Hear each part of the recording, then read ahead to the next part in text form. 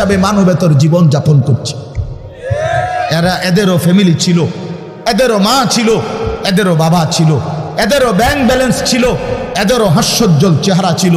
বরং আমাদের চাইতে আরবের মানুষের চেহারা লক্ষ কোটি গুণ বেশি সুন্দর। বন্ধু আমার, কি রঙে, আমার কথা শেষ, আমি বেশি আর বাড়াবো না।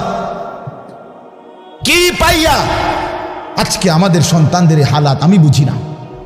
আরে বন্ধু, কি গুপ্তধন পাইয়া গেলা, কোন জমিদারি পাইয়া গেলা, যে জমিদারির কারণে আল্লাহকে এভাবে ভুলে গেলা? কারণটা কি? মুসলমানের বাবারা এভাবে ভুলে গেলেন কেন?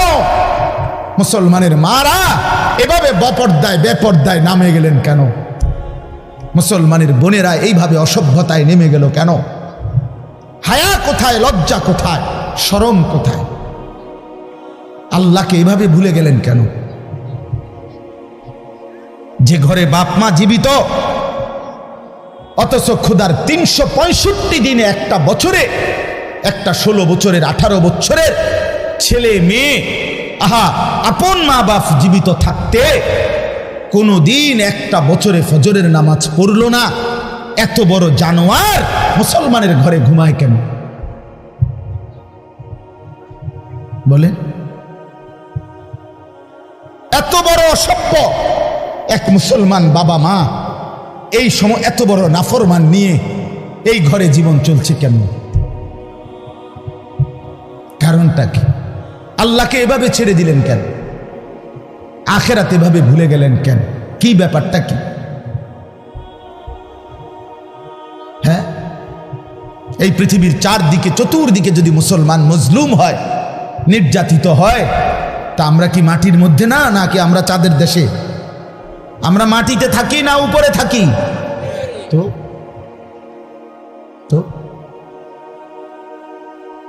এই জন্য যুবক ভাই, নষ্ট হইও না বাপ,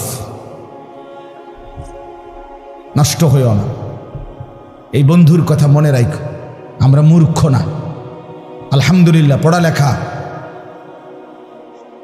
আমরাও করছি, জেনারেল লাইনেও পড়ালেখা করছি, মাদ্রাসার লাইনেও পড়ালেখা করছি।